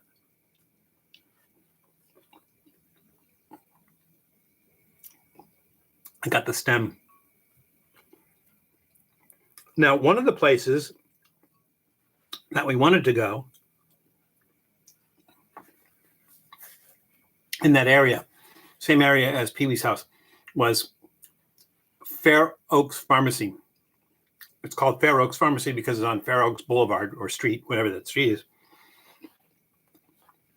And it's been a drugstore since 1905, but they bought a old-fashioned soda counter from someplace in Arizona, and they brought it in there and set it up there. So it's like a place where you can go and get like phosphates and egg creams and things along those lines, like stuff that you can't find at a, what they call that, a soda, like where the soda jerk worked. And so we were going to go there, and they were closed. But we did an episode there. We filmed a Trippy food episode there later when it was open, and I think that's coming out in the next couple of weeks. Soda fountain, thank you. I probably even said that. I just couldn't remember. That is delicious. That is awesome. All right, let me move this up. Doing some housekeeping. Okay. And we got Trader Joe's, and that's done. And I did say Trader Vic's, right? It was patterned after Trader Vic's. Now that they sold the stuff that they sell in, what did I do?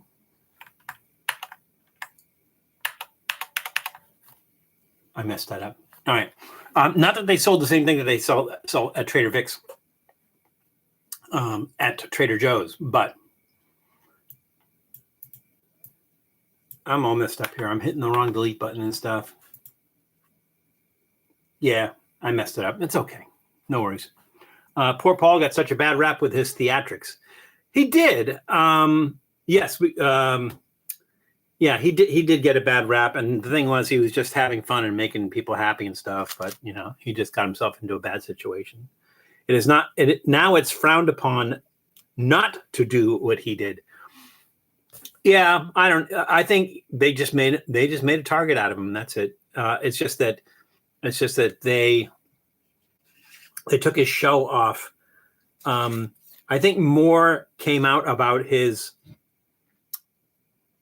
life choices, I suppose, or his differences. And I think they just CBS just determined that we can't have somebody with a kid show like that, which is ridiculous, but so it is. Paul Rubin spent his early years in New York and moved to Sarasota, Florida. Yeah, he had a lot of interesting friends, and he had a lot of interesting people on the show, on his TV show. Like I think it was Captain Carl was Phil Hartman, and Lawrence Fishburne. I can't remember what character he played, but Lawrence Fishburne was on the show as well. So a lot of heavy hitters. All right, so our last thing on our list, we do have something else that's not on our list, sort of, but we're going to try it anyways. But the last thing on our list, let's see, is that back in focus? It is. This is Triscuit. Is anyone familiar with Triscuit? It's like a wheat cracker. Do they call these crackers in the UK? I know they call cookies biscuits. I don't know if they call crackers biscuits in the UK. These are Triscuits. How many people, show of hands, how many people have had Triscuits before? But these are Triscuits, and they are cinnamon brown sugar Triscuits, which are really, really interesting. I've usually with Triscuits, you always think of like savory, like you think cheese, or you think, with savory flavors or savory spices and everything. Cinnamon brown sugar is kind of like a departure for Triscuit, but it's great for the holidays. That's what it says. And they may be considering Halloween one of the holidays. He was the mailman. Okay. So Triscuit was originally created in 1900.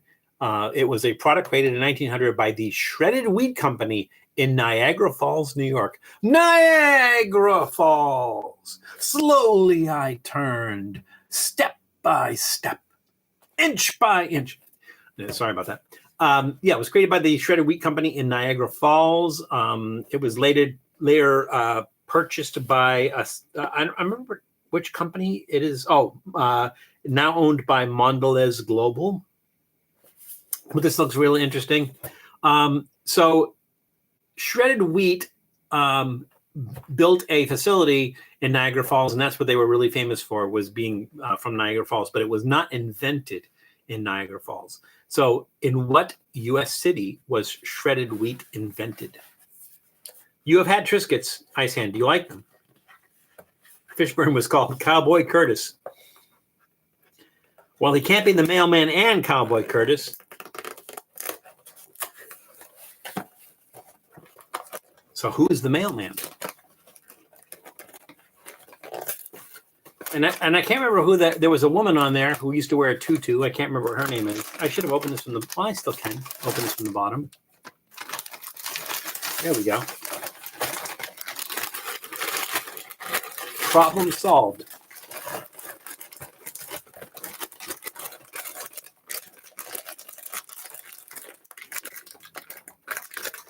So I know it's not related to food or travel, but so a little bit of trivia, like who like are big stars now who started out on a lowly television show. I can think of like Tom Hanks on Bosom Buddies. Tom Hanks started out in Bosom Buddies.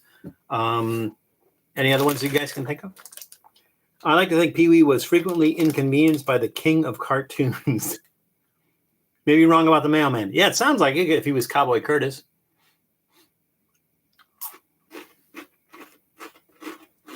Just sugar in here because that's sweet. Brown sugar and sugar. So it's not just a catchy name. Right, George Clooney on Roseanne. That's right. Wasn't there some famous people from St. Elsewhere on St. Elsewhere?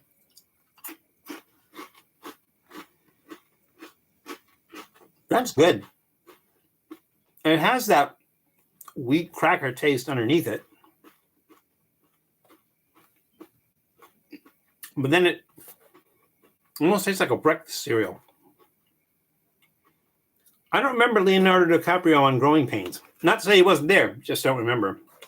But I don't watch that show a lot. Tarantino played an Elvis impersonator on the Golden Girls. That's funny. All right. Robin Williams on Mork and Mindy.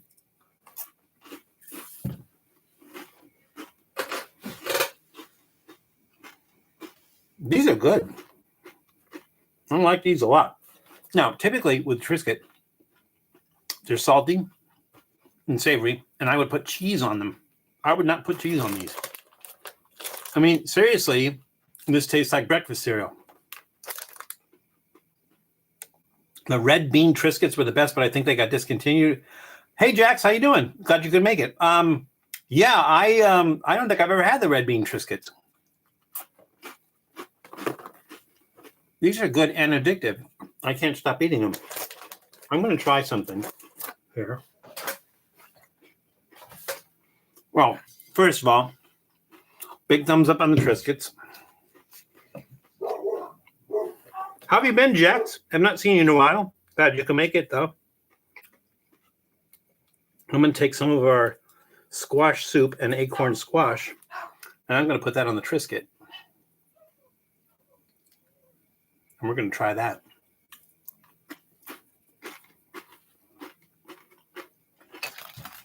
Yeah, that's outstanding. Is there anything else I would mix that with? I guess I should wait for your goût mélange. That's really good. A little busy, but fine. Oh, good. Yeah. Hope all's been great with you. Yeah, things are in flux, moving around, doing stuff like that, but healthy. Family's good. All right, so here's what we're going to do. Oh, I'm sorry. I didn't answer the question. The question was, in what city was shredded wheat invented? Let's see, were there any guesses? Iceland said Battle Creek, Michigan. Well, good guess, because that's a cereal town. Looks like that might be the only guesses. So forgive me if I missed your guess. It looks like Iceland is the only guess. No, actually, shredded wheat was invented in Denver, Colorado. So I did not know that either. Those Triscuits are really good. All right. So it is time, once again, on Trippy Food, when we do our goût mélange. You guys ready? DiCaprio was Luke on Growing Pains. Yeah, I don't remember the show. I don't remember watching the show very much. I was going to say Michael J. Was that the show Michael J. Fox was on? Was that Growing Pains? Where is Doodle today? Doodle is elsewhere, but he is not here. I'm in Massachusetts, and Doodle is not. All right, here we go. Oh, thank you for reminding me. So we're going to do these two. And yes, I'll put some in the goût mélange.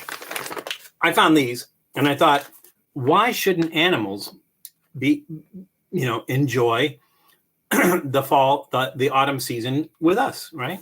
I'm going to turn the fan on here a little bit because it's getting a little warm in here, but you guys let me know if that gets too loud. I can turn that down. All right, so there's the fan. Let's get a little warm here. So this is also from Trader Joe's, and this is pumpkin maple bacon flavored Stuffy's dog treats. Now, if you're going to eat a dog treat or eat something that's designed for dogs, always look at the ingredients, always look at the things, see if there's any warnings like not for human consumption or anything. There are no warnings like that on here. Trader Joe's is actually pretty good. One of Doodle's favorite snacks are the Trader Joe's chicken strips, and the only ingredient is chicken. And you could say smoke is one of the ingredients because they're smoked chicken strips, but they don't even use smoked as the ingredient. And it just basically tastes like a beef jerky that's not seasoned at all. And so they're usually pretty good for their dog treats with having like wholesome stuff in there and stuff that's good for you and stuff that's not bad for you and stuff that people can't eat. So the warnings on here, let's see, feeding guidelines as a snack, feed as a between meal snack, a treat or reward, break into pieces, store in a cool, dry place, reclosable seal to keep in freshness. Always monitor your dog while treating. Please provide fresh drinking water for your dog at all times. These dog treats are intended for intermittent feeding only. These are not intended for human beings. Doesn't mention that at all. Now let's look at the ingredients. The ingredients are unbleached wheat flour, cane molasses. Who gives molasses to dogs? That doesn't make any sense. All right, unbleached wheat flour, cane molasses, pumpkin, tapioca starch, palm oil, whole wheat flour, vegetable glycerin, ground oats, salt, cinnamon, natural maple flavor, natural bacon flavor, brewer's dried yeast, sodium bicarbonate, annatto extract, which is yellow coloring from marigolds, citric acid, because there's citric acid in everything, and Topo Gigio preservative, and rosemary extract. So all good stuff. I don't feel bad about eating this. Thoughts on Matt's rift with loafy molasses? Not really up on it, Steve. I'll have to find out more about it. I'll have to talk to Matt and find out. I knew that there were some issues, or like he took some issues with it and everything, but I don't know the full story, so I don't really feel like I should comment on it because I honestly don't know the full story. Family Ties is Michael J. Fox. Okay. Nice smell. They look like little brownies. Look at that. These are dog treats. They look like little brownies.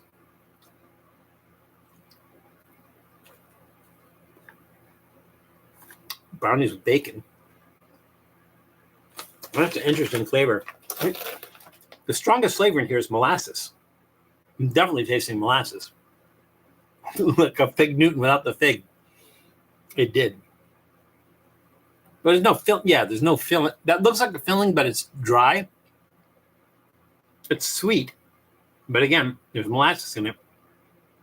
Molasses is the strongest flavor. I'm getting oats. I'm not getting the bacon. I'm not getting the maple. But again, if maple is fighting with molasses, molasses is always going to win. What is the percentage of puppet mice in that? Don't know. Doesn't worry me. I've eaten mice before. All right. Just so you think you don't think I'm crazy. I ate a mouse before, all right? And it was a baby pinky mouse. It was not an adult mouse.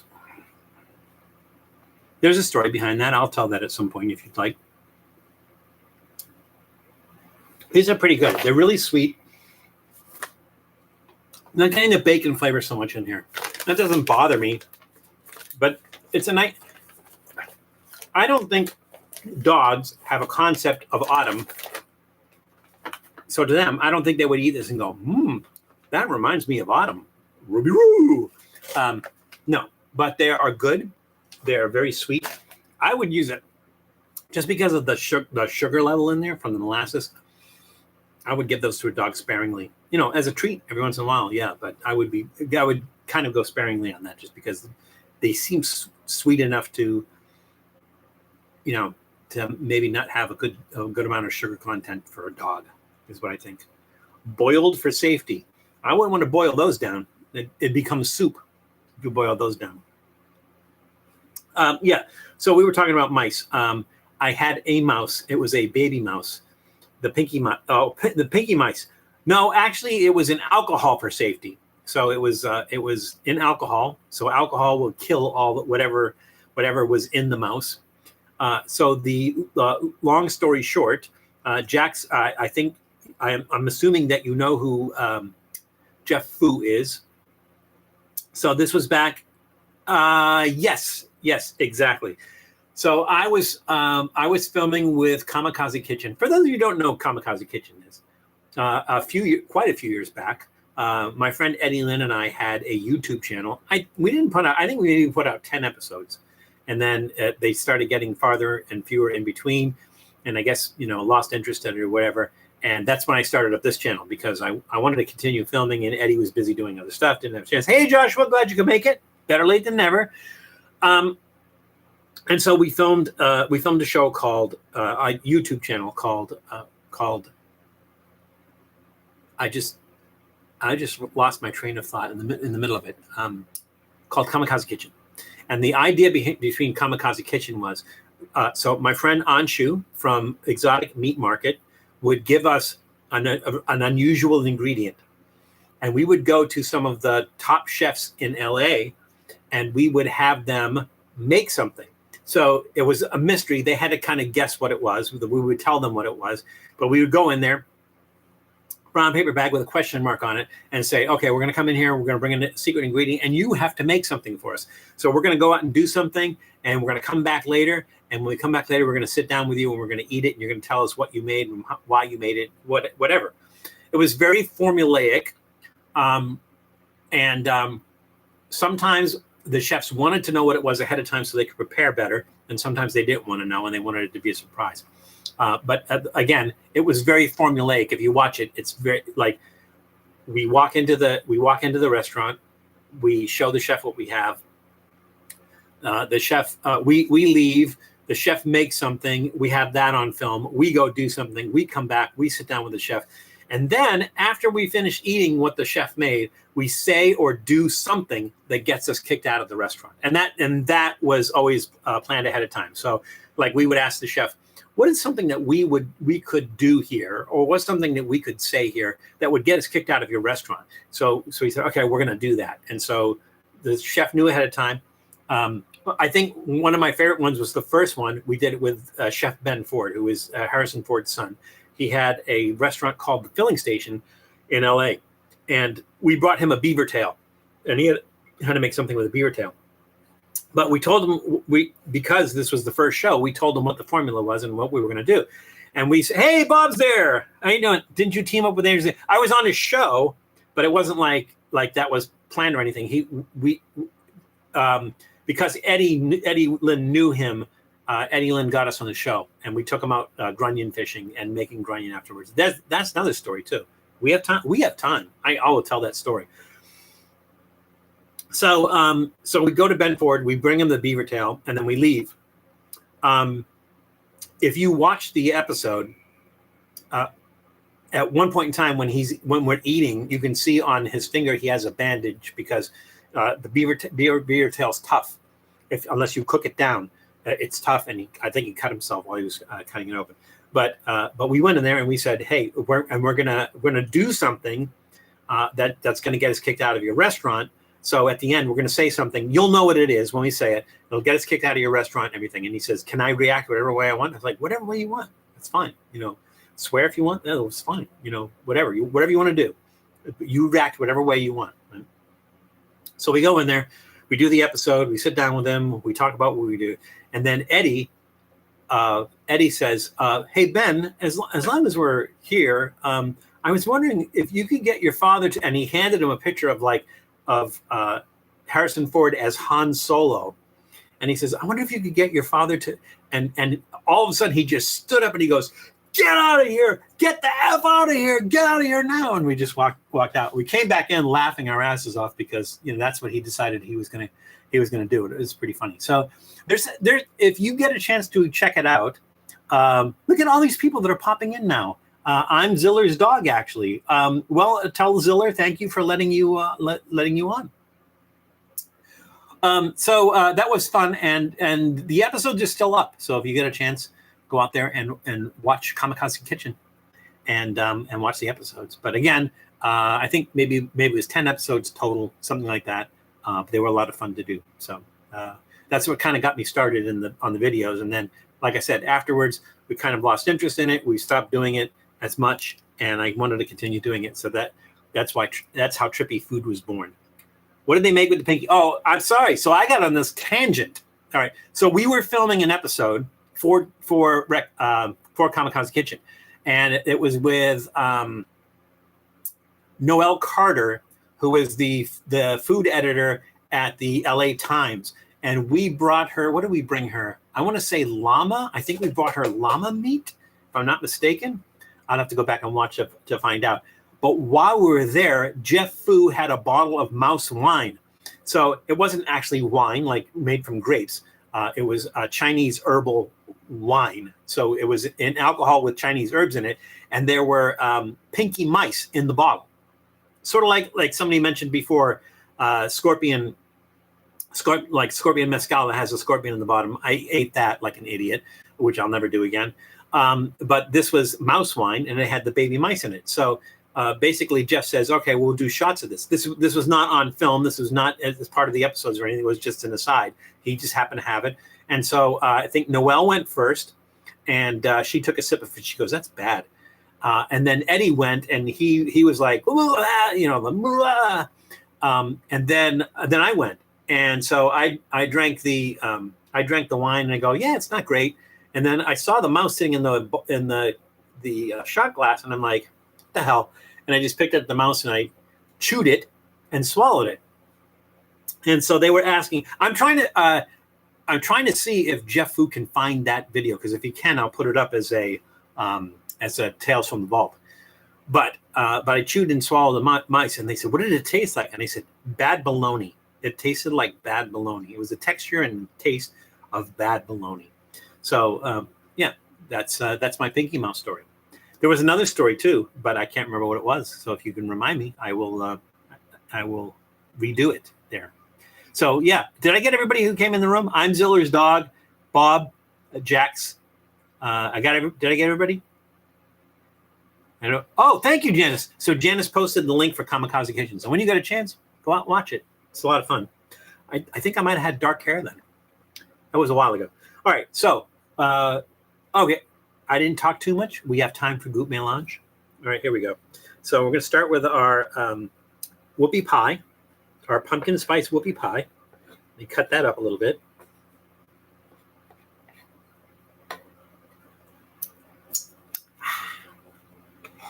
Pumpkin spice whoopie pie. And we have our squash soup, but we don't have a lot of it left. But we do have some acorn squash I can scrape off, and it does have some soup on it. So I think there'll be enough for Goop Melange.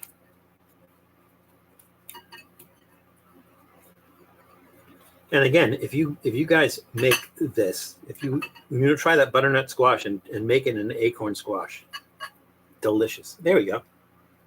There's enough there. That'll work. All righty. And we have some biscotti, pumpkin spice biscotti. That's going to be hard, I think.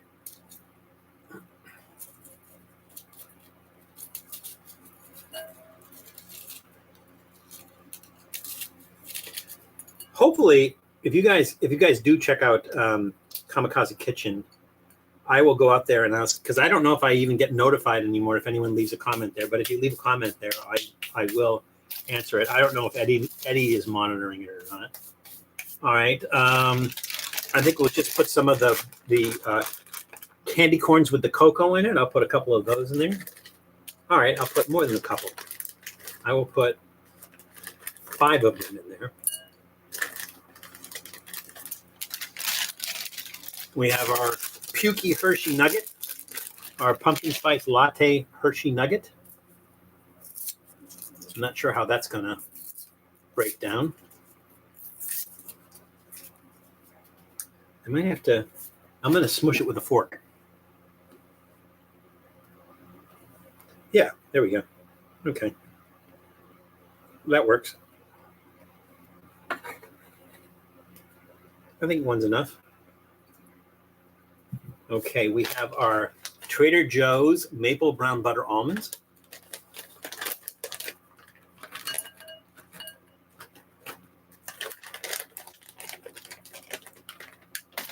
Should I put one of the dog treats in there? Yes or no? I'm going to leave it to you guys. Should I put one of the dog treats in there? We have our Triscuit cinnamon brown sugar crackers, which are really good. As a matter of fact.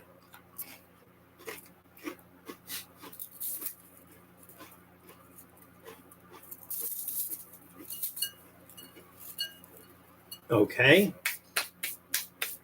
Now we do have our moon pie. I hate that. I thought I had one left over. Apparently I do not. So let's put some pumpkin, was it pumpkin spice? Yes, pumpkin spice moon pie. I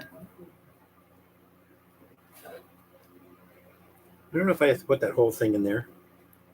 I'm going to cut up half.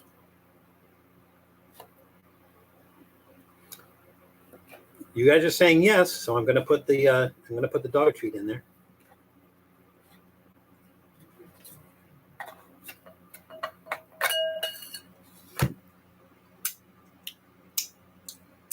I always forget to bring like a water, something to wash my hands with. And now our pumpkin maple bacon flavored Stuffy's dog treat.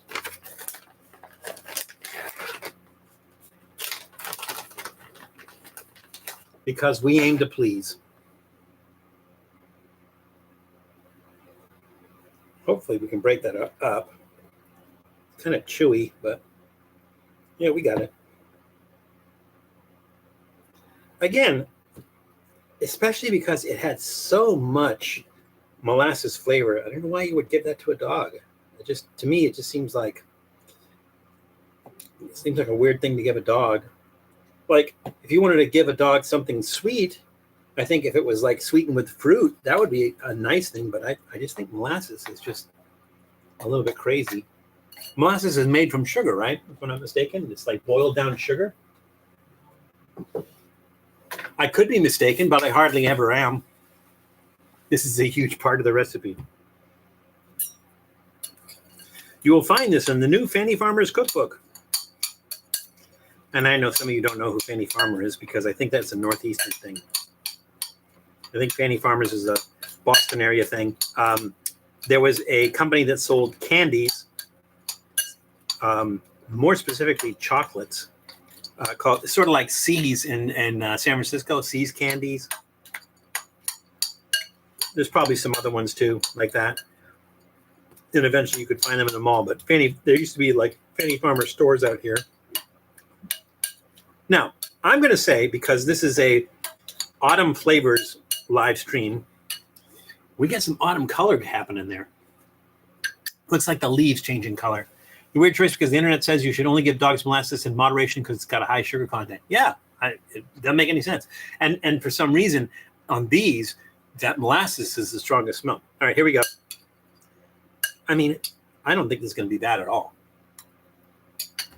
Sweet, probably. Really weird combination of textures.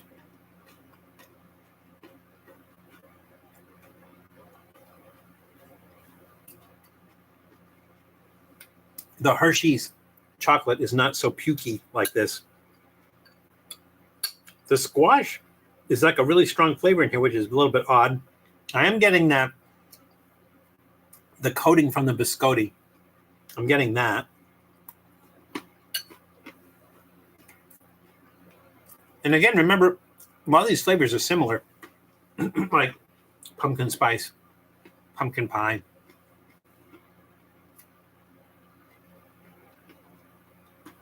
Mm-hmm.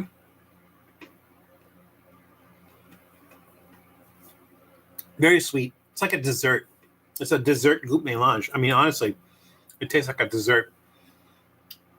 There's just got a little piece of the dog treat. There's that sugary molasses taste. All right. So I'm not a big fan of sweets. So I'm not crazy about this. But if you do have a sweet tooth, you would actually love this. I'm going to give it a thumbs up just because I'm assuming that if you like sweets, that you would love this. Because like I said, everything we did today is fall flavors. Maple, apple, cinnamon, sugary stuff. And that's all together. And there's really nothing, we don't have any kind of fish in there. We don't have any kind of like hot pepper or something in there to change the flavor in that. So actually, it's like a sweet dessert. It's actually pretty good. So I'm going to give it, like I said, I'm not a big fan of sweets. There's no way I would ever eat a whole bowl of this.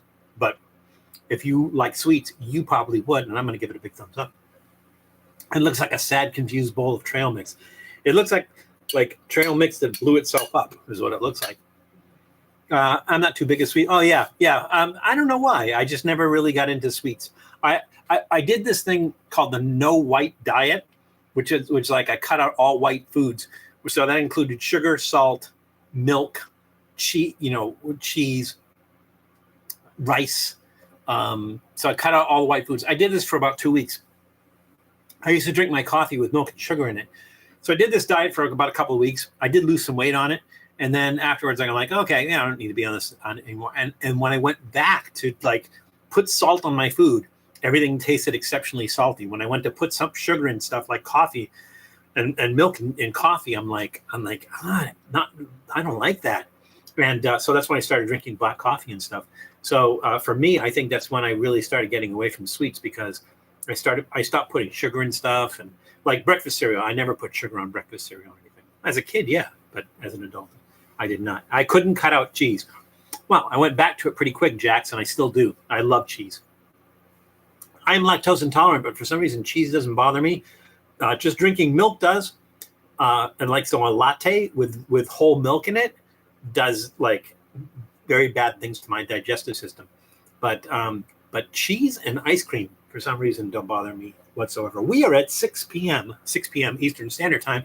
So I can see by the clock that we don't have on the wall that our time is about up. So I really appreciate you guys taking time out of your week and your weekend specifically to join us. We had a lot of fun today. It was really interesting doing our autumn flavors. As autumn goes on, if we see some more interesting things and we see enough to do another live stream, we will. But we'll try to bring you some other interesting stuff. Again, next weekend we have a trip to New Hampshire for leaf peeping, and we might come back with some interesting, apple things, fudge, something like that. Might come back with some interesting things for that. If you are fortunate enough and you enjoy looking at the leaves changing color in the autumn foliage and stuff, then yeah, the next couple of weeks I think is going to be peak season in those areas, and so definitely enjoy that. But if you I think it was Janice posted the link for Kamikaze Kitchen. If you get a chance to check that out, also check out Janice's channel, check out Nashi's channel, check out Tom, Old Guy in Colorado's channel, and everything. If you don't know what those channels are, you go to our featured channels, look in there. They're all in there. And we wouldn't recommend them to you if we didn't think that you would really, really enjoy them. So check them out. And when you do, if you enjoy them, and we think you will, subscribe. Like the videos, leave comments on the videos and everything. It's important. And if you enjoy Trippy food and you have not yet subscribed, why not? Go ahead and do that. Go ahead and subscribe to Trippy food if you have not done that as well. So again, I appreciate all of you coming in. I say this all the time. I sound like a broken record, but I don't care. I love you guys. You are the best community in the chat that I could ask for. It's like it's so much fun interacting with you guys, and is the high point of my week. And I always look forward to it of seeing you guys, new and old faces, and just spending some time together and sharing some strange and maybe sometimes wonderful stuff. So I thank you all so much for your support. We are into autumn, so enjoy autumn as much as possible. Get out there, have a good week, but remember that it's crazy out there, so please be careful. Take care of yourselves, take care of others, and we'll see you soon. Bye, everybody.